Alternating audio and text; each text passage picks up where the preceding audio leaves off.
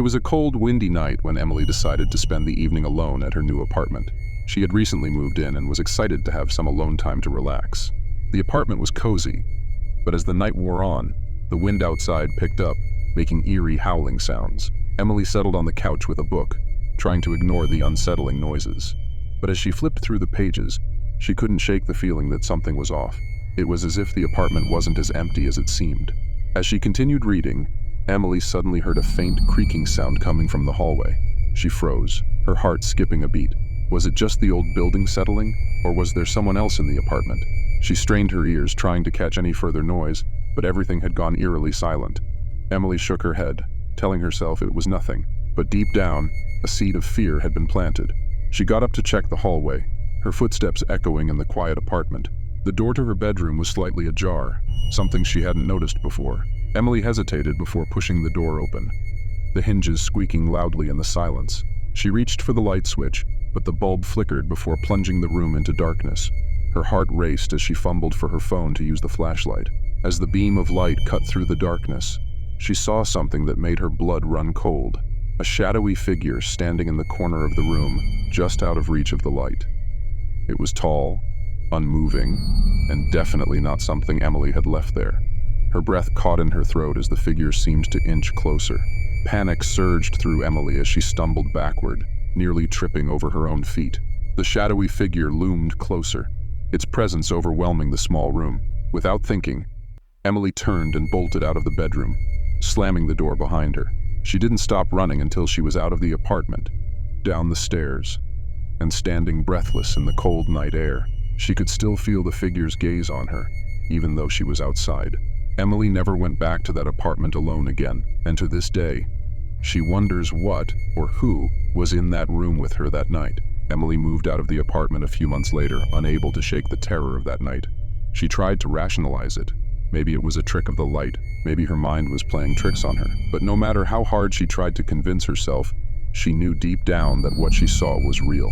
Emily later learned that the previous tenant had left under mysterious circumstances, claiming the apartment was haunted.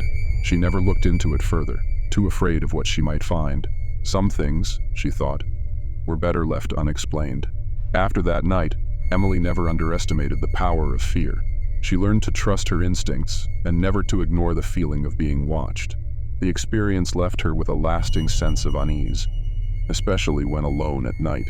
She became more cautious, always checking her surroundings and locking her doors. But the memory of that shadowy figure still haunts her, a reminder that sometimes the most terrifying things are the ones we can't explain. And for Emily, the question of what was really in that apartment that night remains a mystery she'll never solve. Looking back, Emily wonders if she had encountered something supernatural, or if it was just a figment of her imagination fueled by the isolation of that cold, windy night. She's shared her story with a few close friends, but most dismissed it as a simple case of nerves. However, Emily knows what she saw, and the fear she felt was all too real. The experience has left her more attuned to the subtle disturbances in her surroundings, and she often wonders if the figure she saw that night still lingers in the shadows, waiting for another unsuspecting soul. Emily's story serves as a chilling reminder of the things that go bump in the night, especially when you're alone. Whether it was a ghostly apparition or something else entirely, the fear she experienced was undeniably real. So, next time you find yourself alone at home, remember Emily's story and think twice before dismissing those strange noises or shadows in the corner of your eye. After all, you never know what might be lurking in the darkness, just out of sight, waiting for the right moment to make itself known. It was a quiet Tuesday evening when Sarah decided to have a peaceful night in. Her apartment was situated in a secluded part of town, away from the usual hustle and bustle. The only sounds were the occasional car passing by and the ticking of the clock in her living room. As the night wore on, Sarah started to feel a sense of unease that she couldn't quite place. The atmosphere felt different, heavier, as if the air was charged with something sinister. She brushed it off as her imagination, but the feeling lingered, making her more aware of every sound. Around midnight, just as Sarah was about to go to bed, she heard a soft knocking at her front door.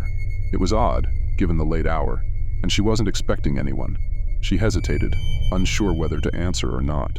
The knocking persisted, growing slightly louder, but still gentle, almost hesitant. Sarah's heart began to race.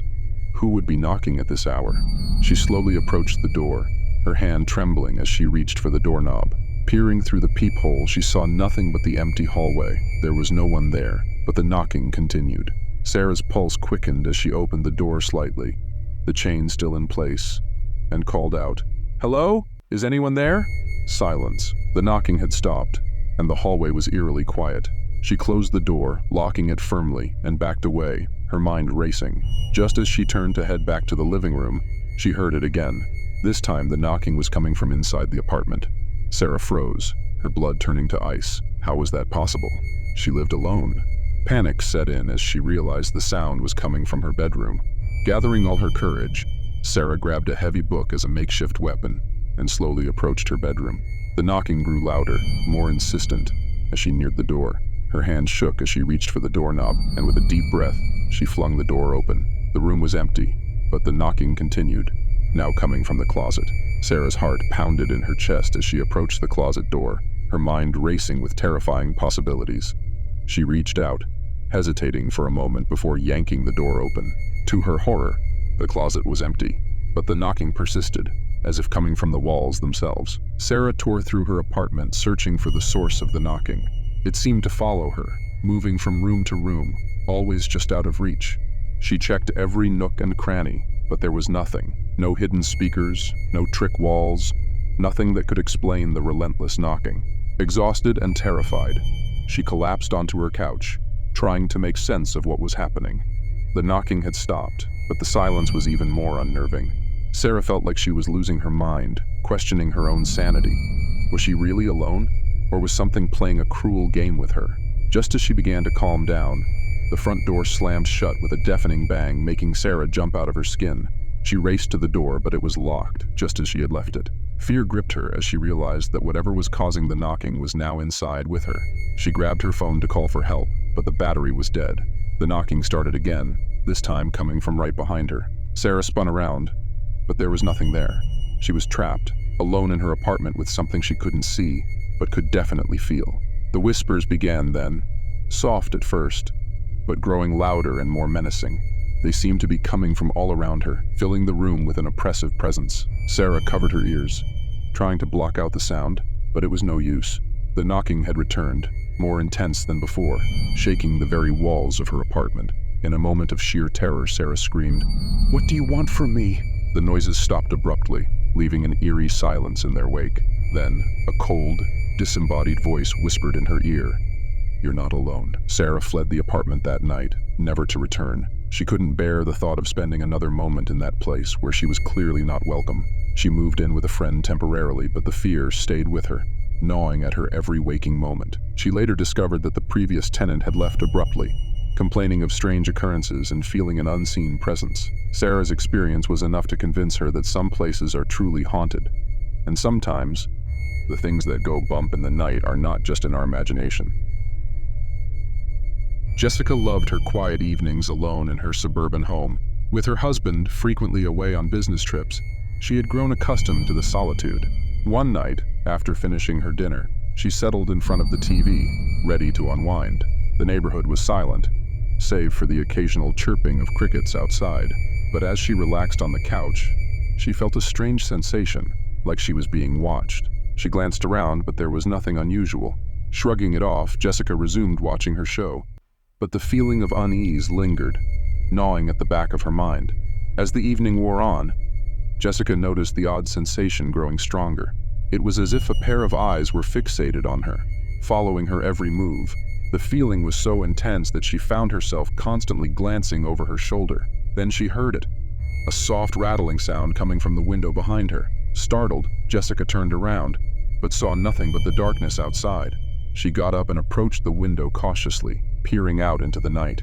The backyard was empty, but she couldn't shake the feeling that something, or someone, was out there, watching her.